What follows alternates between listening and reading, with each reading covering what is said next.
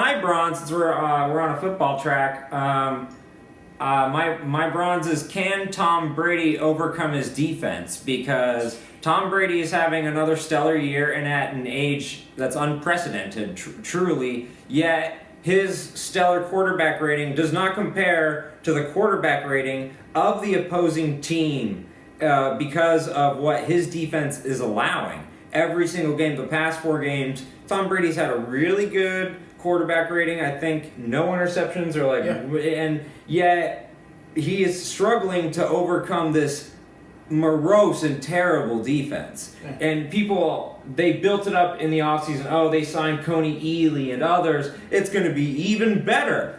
And I think they overlooked the fact that how many points did you give up in the first half against the Falcons? Yeah. People forget that the Falcons were shell-shocked and crapping their pants as they knew they were giving up the worst comeback, the biggest comeback in the history of the Super Bowl. People overlook. There's a reason why they had such a big lead. Yeah, that defense is terrible, and so I'm asking. That great last year. I'm asking you guys. What do you guys think is going forward? Can you overcome it, or is this finally going to be the year where it kind of catches up to the Patriots? I think it's about to end, man.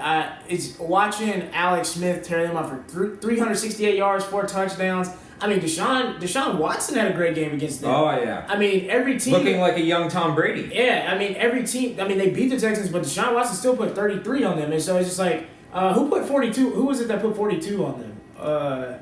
Somebody put 40. I mean, every quarterback they played besides Drew Brees has basically torn them apart. Yeah. 300 yards, 4 touchdowns. Cam Newton had a field day on them. I mean, the Patriots did almost come back, but it's still like they couldn't stop the Panthers from scoring. And so it's just like, it's this thing. Tom Brady's putting up 35 to 40 points a week, but the other team's doing the same thing. And I mean, it's a game. Somebody has to get a stop, and it's just not the Patriots lately. It's looking bad. The AFC is too tough with the Raiders and the Broncos playing well this past weekend, and just with the Chiefs on the roll. I don't see it happening for them. I think both of those points you guys make are great. Now that was actually the Chiefs in that week 1 who put 40 they plus put on 42. them. Wow. And then I think if you just take the record for itself, they're 2-2 right now. They could easily be 1-3 because they should have lost to Deshaun Watson and the Houston Texans. I thought the Texans were gonna take it.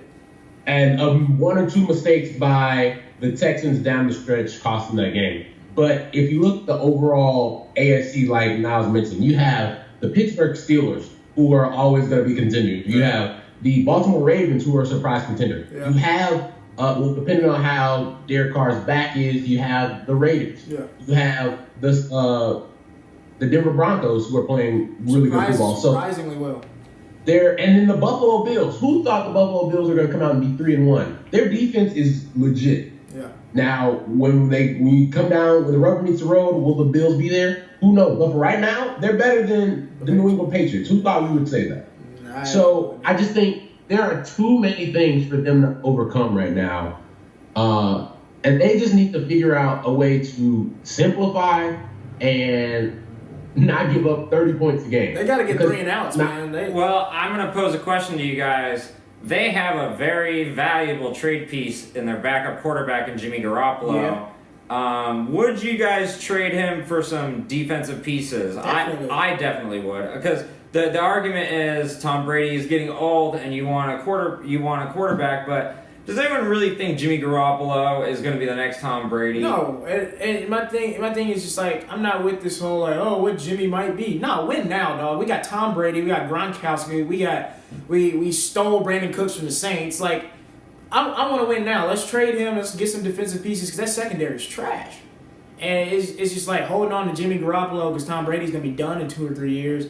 What does that do? Because who knows what receiving core you're going to have in 2 or 3 years. What running back you're going to have in 2 or 3 years. So if you're playing this whole 2-3 year thing, let's win. We just won the Super Bowl. Let's win again. Well, they've also, Ninkovich retired. Their pass rush needs help too. Yeah. And that's part of how you help a secondary who can't cover people as you get to the quarterback quicker. If you can get hurry-ups and sacks, that makes a secondary look a lot better. So they either need front 4 help or back 4 help. But either way, they need some pieces right now because they really 35 points a game. I don't care how well Tom Brady is playing with human error, people dropping balls. The weather is only going to get colder. You can't expect him to be fucking putting down 35. It's just too much. No. I think one thing to think about, especially when you're talking about trading Jimmy Garoppolo, the Patriots tried to hold up a lot of teams for Jimmy Garoppolo, trying to get middle first-round picks or top 10 first-round picks for Jimmy Garoppolo. Right. Now the Patriots are in dire straits as far as their defense is concerned. Teams aren't going to be willing to help the Patriots out just so they can get a defensive player. That is also with true. the backfield or on the defensive line. Teams are going to know the Patriots have been getting over on people for years. Just look at this, like Niles talking about the Saints and Brandon Cooks. It's going to be a lot tougher to, I think, trade Jimmy Garoppolo now than it would have been a year ago, maybe 2 years ago.